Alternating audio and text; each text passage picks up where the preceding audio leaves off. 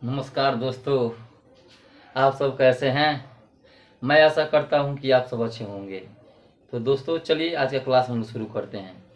देखिए दोस्तों, जो हम लोग वीडियो बना रहे हैं, ये वीडियो जो है ना एंशिएंट हिस्ट्री पर आधारित है और जिसमें यह वीडियो है जीरो से लेके हीरो तक है। ठीक है, तो सुन लीजिए थोड़ा स्टार्टिंग में। रख हौसला तुझे मंजर भी मिलेगा, रख हौसला तुझे मंजर भी मिलेगा, और प्यासे के पास चलकर खुमा खुद भी आएगा। थक कर ना हार ये मंजिल के मुसाफिर, थक कर ना हार ये मंजिल के मुसाफिर, तुझे मंजिल भी मिलेगी, जिस दिन मिलेगी उस दिन मिलने का मजा भी आएगा। ठीक है, और ये जो एंशिएंट हिस्ट्री पर हम लोग वीडियो जो बना रहे हैं, जो क्लास आप देख रहे हैं, यह यूपीएससी मेन फोकस यूपीएससी पर ही है। और जब यूपीएससी पर है तो और समझ जाइए कि जितने भी स्टेट पीसीएस हैं 28 स्टेट्स के, वो भी वो भी जो आपका जो सिलेबस है इस जो यूपीएससी के सिलेबस से जो मैक्सिमम कवर हो जाएगा। और साथ ही जो फैक्ट बेस है, जो जितने भी स्टेट के जो एसआई दरोगा हैं या आपका बिहार पुलिस का है या जहाँ जीएस का है, लेकिन मेन फोकस यूपीएससी और स्टेट पीसीएस का है। ठीक है, तो देखिए सबसे पहले देखिए बतला रहे हैं जो आपका जो हिमालय है क्या है, नॉर्थ में यानी उत्तर में हिमालय और साउथ में समुद्र तक फैला जो उप महाद्वीप है, इसे भारतवर्ष के नाम से जानते हैं। अब हम आपको बतला रहे हैं कि देखिए नॉर्थ में बाइलिंगुअल क्लास है, हिंदी मीडियम और इंग्लिश मीडियम दोनों के लिए है। जो हिमालय है, हिमालय से लेकर ठीक है साउथ में जो है ना, दक्षिण में जो आपका समुद्र तक जो फैला जो उपमहाद्वीप, इसे हम भारतवर्ष के नाम से जानते हैं। ठीक है, अब देखिए भारतवर्ष के नाम से जानते हैं किससे, उपमहाद्वीप को यानी सब कॉन्टिनेंट को, यानी इंडियन सब कॉन्टिनेंट को जानते हैं। तो देखिए जो आपका सब कॉन्टिनेंट है, अब इसे अलग अलग नामों से पुकारा गया है। क्या अलग अलग नामों से पुकारा गया है। ठीक है, तो देखिए पुराणों और एपिक यानी महाकाव्य में, पुराणों और महाकाव्य में यानी एपिक में देखिए इस सब कॉन्टिनेंट को यानी इस उपमहाद्वीप को भारतवर्ष, ठीक है ना, और भरतों का देश यानी द लैंड ऑफ भारत के नाम से जाना जाता है। देखिए किसके अनुसार, देखिए सब कॉन्टिनेंट को यानी भारतीय उपमहाद्वीप को किसके, पुराणों के अनुसार और महाकाव्यों में, यानी पुराणों में और महाकाव्य में इस सब कॉन्टिनेंट को क्या कहा गया है, भारतवर्ष कहा गया है, और भारतों का देश यानी द लैंड ऑफ भारत कहा गया है। ठीक है ना, यहाँ तक समझ में आया। देखिए बड़ा मजा आएगा। और यहाँ के जो निवासी है यानी जो लोग सब कॉन्टिनेंट यानी उपमहाद्वीप में रहते हैं, जो लोग उपमहाद्वीप में रहते हैं यानी इनके निवासी यानी उपमहाद्वीप में रहने वाले को क्या कहा गया है, भारतीय कहा गया है, या द सन ऑफ इंडिया यानी भारत का संतान। इस इलाके में रहने वाले लोगों को भारत का संतान या भारतीय नाम से संबोधित किया गया है। ठीक है, हम लोग चल रहा है हिस्ट्री ऑफ इंडिया यानी एंशिएंट हिस्ट्री का जो बैकग्राउंड हम बना रहे हैं, बैकग्राउंड। ठीक है, देखिए और जो एंशिएंट क्लैन यानी क्लैन का मतलब होता है, देखिए कबीला क्या होता है, एक कबीला जो छोटा छोटा कबीला जो आप मूवी में देखे भी होंगे लोग, जो प्राचीन जो कबीला था उसका नाम क्या था, भरत था। प्राचीन कबीला का नाम क्या था, भरत था। ठीक है ना, देखिए प्राचीन कबीला का नाम क्या था, भरत था। यहाँ तो समझ में आया ना। देखिए इस उपमहाद्वीप को किस किस नाम से, भारतवर्ष, द लैंड ऑफ भारतों का देश, और भारतीय और भारत का संतान पुकारा गया है। लेकिन पुराण और एपिक में ये ना भारतों का देश या भारतवर्ष, ठीक है ना, देखिए अलग अलग नाम से पुकारा गया है भारतीय उपमहाद्वीप को, ठीक है ना। यहाँ तक हो गया। देखिए एंशिएंट इंडियन पीपल थे ना, कहते थे अपने देश को, यानी प्राचीन भारतीय लोग थे अपने देश को कहते थे, क्या कहते थे, जम्बू आइलैंड, यानी जम्बू द्वीप के नाम से जानते थे। किसको? सब कॉन्टिनेंट को किस नाम से? जम्बू द्वीप के नाम से, जम्बू के नाम से, या वृक्षों के द्वीप के नाम से इसे जाना जाता था। यानी भारत के लोग देखिए उपमहाद्वीप को किस किस अनेकों नाम से पुकार रहे हैं, अनेकों नाम से, ठीक है ना। तो किस नाम से? जम्बू द्वीप या जम्बू द्वीप के नाम से पुकारा जा रहा है, ठीक है ना। पुकारा जा रहा है नहीं, पुकारा जाता था, ठीक है ना। अब देखिए अब धीरे धीरे कैसे इंडिया जो है ना, कैसे जो इंडिया हम लोग जाने, फिर कैसे हिंदुस्तान बना, थोड़ा गौर कीजिए, आराम से पेशेंस रखिए और देखिए। जो एंशिएंट ईरानियंस, समझिए बराबर, जो भारत के, जो प्राचीन भारत के जो लोग थे ना, जो अपने कंट्री में रहते थे, ठीक है ना, जो प्राचीन भारत के लोग अपने देश को कहते थे, क्या कहते थे? जम्बू द्वीप, जम्बू कहते थे, या जामुन, या वृक्षों का द्वीप। ये जो नाम जो आप जान रहे हैं, कहाँ? इस भारतीय उपमहाद्वीप को लोग कहते थे, इस नाम से पुकारते थे, ठीक है। अब देखिए जो प्राचीन के जो ईरानियंस थे ना, वे जब आए तो क्या किए? इंडस रिवर से जोड़ दिए, यानी सिंधु नदी के नाम से क्या जोड़ दिए थे। और देखिए, और इन लोगों को है ना, जो सिंधु न कहकर सीधे क्या कर दिए? हिंदू को है। इनको सिंधु कहना, यानी देखिए एक तरह से क्या है ना, इनको उच्चारण का समस्या था, ठीक है ना। स यानी जो स था, इसको क्या बोल दिया लोग? ह बोल दिया लोग। स और ह में क्या था? अंतर था। सिंधु क्या बोल दिया लोग? हिंदू, क्योंकि उन लोगों को कहने नहीं आता था सिंधु, इसलिए क्या बोला लोग? हिंदू।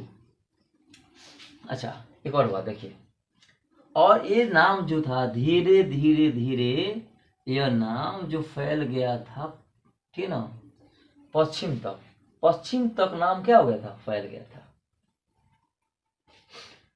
बताइए, पश्चिम तक नाम जब फैल गया था, ठीक ना, जब नाम फैल गया तो पूरा देश जो था, संपूर्ण कंट्री था, इसे नदी के नाम से जाने लगा। जानने जाने लगा लोग, जानने जाने लगा लोग।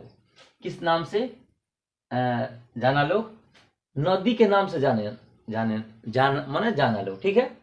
अब देखिए डायग्राम बनाए हैं, ठीक है। देखिए क्या है, ग्रीक यानी यूनान के लोग, ठीक है ना, इसे देखिए क्या है ना, इस नदी को सिंधु नदी को, इनको कौन, देखिए सबका उच्चारण करने में इन लोगों को दिक्कत होता था। तो जो यूनान के लोग क्या कहे? इंडे कहे। इस सिंधु नदी को क्या कहे? इंडे कहे। इसी यूनान जो भाषा जो के यूनान शब्द भाषा, यूनान भाषा के आधार पर, ठीक है ना, यूनान भाषा के आधार पर जो अंग्रेज थे ना, इसे क्या कहने लगे? इंडिया कहने लगे। इंडे से क्या बन गया? इंडिया। इंडे नाम कौन दिया? यूनान बोल, क्योंकि इनको जो सौ का उच्चारण नहीं थे ना, देखिए नहीं न बोल पाते थे, सौ न बोल, और क्या बोल दिए? इंदे बोल दिए। और इंदे से क्या बन गया? इंडिया ना बन गया। कौन कहने लगा? ब्रिटिश कहने लगे। आधुनिक भारत में कौन कहने लगे? ब्रिटिश। इस इंडिया के नाम से पुकारने लगे। लेकिन एक ग्रीक भाषा, यानी ग्रीक भाषा के आधार पर ही, ठीक है ना, ऐसा हुआ। अब देखिए जो अरब के लोग जब आए ना, इसे अब देखिए अरब के लोग, ठीक है ना, ये भी सिंधु, इनका भी उच्चारण क्या था? सबका अपना उच्चारण था, लेकिन ये उच्चारण देखिए स ना का क्या बोल दिए?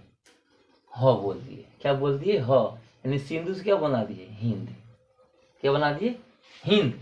और इसी हिंद से बना है, इसी हिंद से बना है मध्यकाल भारत में हिंदुस्तान। इसी हिंद से क्या बना, हिंदुस्तान। और हिंदुस्तान जो क्या बना, हिंदुस्तान।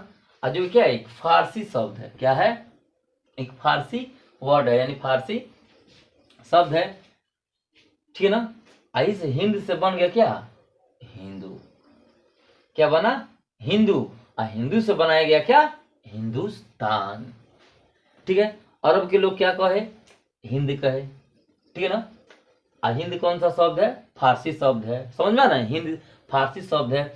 और यह फारसी शब्द है ना, जो क्या है, हिंदू से बना है। क्या है, हिंदू से बना है। ठीक है ना। और यही हिंदू से क्या, मध्यकाल मध्य भारत में हम लोग क्या जाने, हिंदुस्तान के नाम से जाने। ठीक है, यहाँ तो समझ में आया। अच्छा, अब देखिए जो विंध्या माउंटेन है, यानी रेंज ऑफ कंट्री। देखिए क्या है, विंध्या पर्वत जो श्रृंखलाएं है ना, देश को दो भागों में बांटती है। देश को दो भागों में बांटती है, एक नॉर्थ है और दूसरा साउथ है। कौन, विंध्या पर्वत श्रृंखला देश को दो भागों में बांटती है, एक नॉर्थ है एक साउथ है, यानी एक उत्तर है एक दक्षिण है। देखिए जो नॉर्थ में थे ना, इंडो यूरोपियन, यानी इंडो यूरोपियन के लोग, ठीक है, इंडो यूरोपियन, ठीक है ना, भाषा बोलते थे, वो वे लोग नॉर्थ में रहते थे। और जो द्रविड़ भाषा बोलते थे वो साउथ में रहते थे। ठीक है ना। देखिए इतना याद रखिएगा, देश को दो भागों में बांटता है कौन, विंध्य पर्वत श्रृंखला। ठीक है ना। जब नॉर्थ में लोग रहने लगे थे, इसे यहाँ पे कौन सी भाषा चलता था, इंडो यूरोपियन भाषा, और यहाँ पे साउथ में द्रविड़ भाषा। ठीक है। अब नेक्स्ट,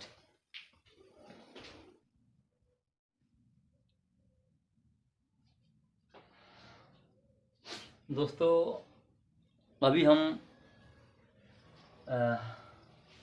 हिस्टोरिकल बैकग्राउंड की बात किए हैं, एंशिएंट हिस्ट्री के। अब हम लोग जानेंगे कि सोर्स, इसका स्रोत क्या है।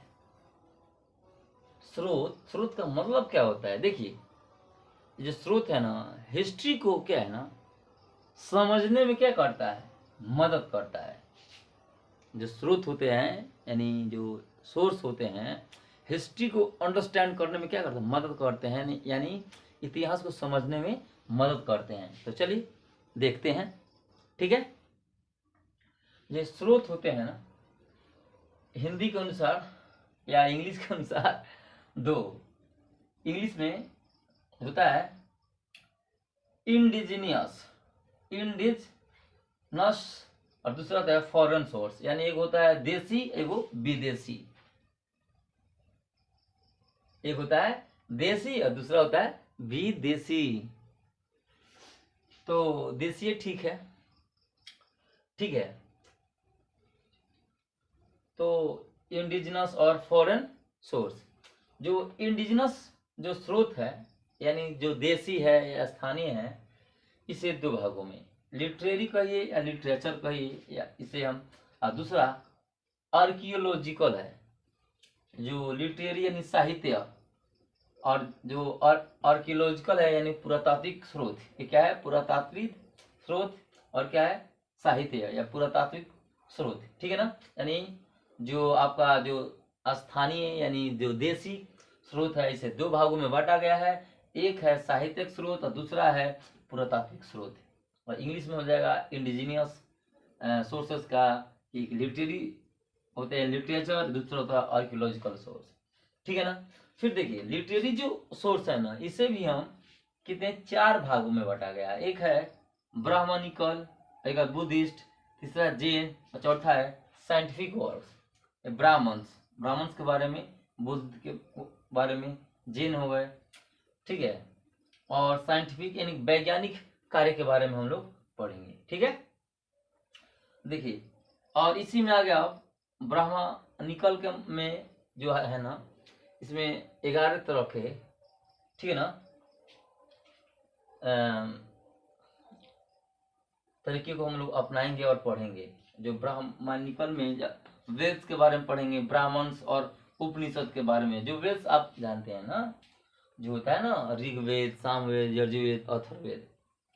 क्योंकि जो आर्यन थे ना, उनके पॉलिटिक्स, सोशोलॉजी और रिलीजन, यानी वेद से हमें आर्यंस के राजनीतिक, सामाजिक और धार्मिक पहलू के बारे में जानकारी मिलती है। तो इसके बारे में और डिस्कस होगा, एक ब्रीफ में बतलाएंगे। और ठीक है ना। तो सबसे पहले हम लोग ये जाने कि ब्राह्मणिकल जो है ना, जो इसे कितने तरह से बांटा गया है, इसमें हम लोग क्या क्या पढ़ना है। वेद के बारे में पढ़ना है, ब्राह्मण्स के बारे में, उपनिषद के बारे में, है ना, वेदांश, ठीक है ना, सूत्रास, एपिक यानी महाकाव्य के बारे में, पुराण के बारे में, जो एपिक के अनुसार आप पढ़े हैं ना, जो भारतीय उपमहाद्वीप को किस नाम से पुकारा जाता है, थोड़ा कमेंट सेक्शन में बतलाइएगा, ठीक है, किस नाम से, ठीक है ना, एपिक, ठीक है ना। देखिए, भारतों का देश, ठीक है ना, या भारतवर्ष, ठीक है ना, ये एपिक के माध्यम से, पुराण के माध्यम से भारतीय उपमहाद्वीप को बोला जाता है। देखिए, और है जो बायोग्राफिकल वर्क्स, यानी एक जीवन से संबंधित जीवनी, ठीक है ना। और सेवंथ में है, साथ में बुक्स रिटन बाय किंग्स, वे किताबें जो राजा के द्वारा लिखा गया है, ठीक है। और 8 में क्रॉनिकल्स हम पढ़ेंगे, ठीक है ना। और सेवंथ हो गया, 8 में बुक्स हो गया जो राजा के द्वारा लिखा गया, उसके बारे में पढ़ेंगे। और 9th में है क्रॉनिकल्स। 10th में है books on politics and grammar, जो वे किताबें जो राजनीति के बारे में हो और ग्रामर्स के बारे में है, ठीक है। इसमें हम लोग अर्थशास्त्र के बारे में पढ़ेंगे, फिर नीति शास्त्र के बारे में पढ़ेंगे, और अस्थयाति के बारे में पढ़ेंगे, यानी अस्त जो अस्तथ, चाहे आप कह सकते हैं अस्थयाति, ठीक है ना।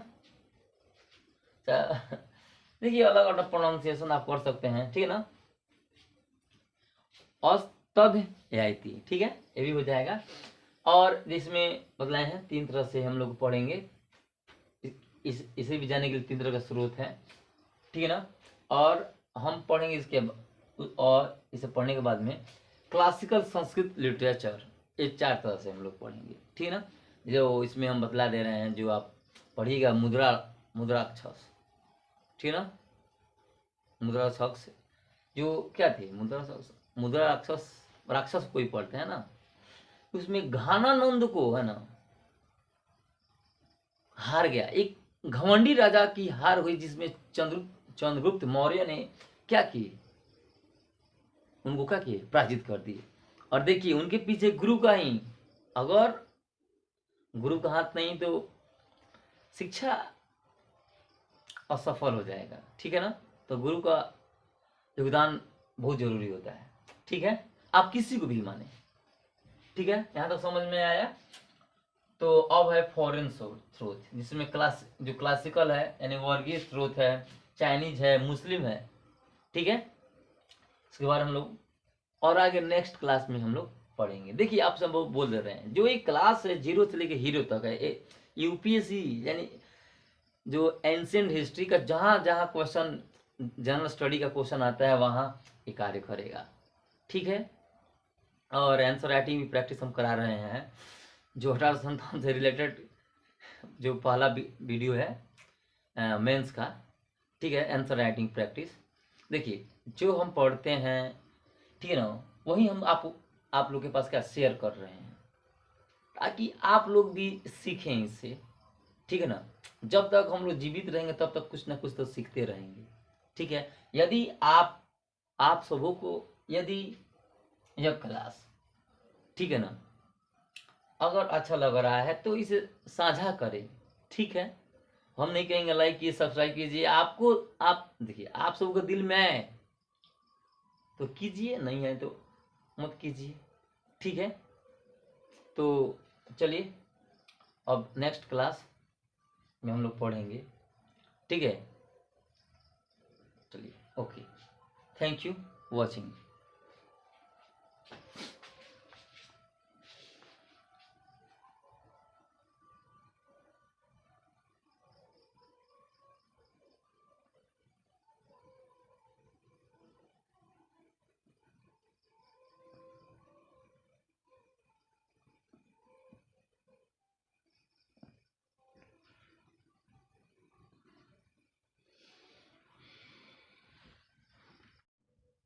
नहीं दिख रहा था, ठीक है, अब देख लीजिए। अर्थशास्त्र, नीति शास्त्र और अर्थशास्त्र जो जो 10 नंबर में है, books on politics and grammar, जो किताब पॉलिटिक्स और ग्रामर के बारे में है, क्लासिकल संस्कृत लिटरेचर है, ठीक है। चलिए, गुड नाइट।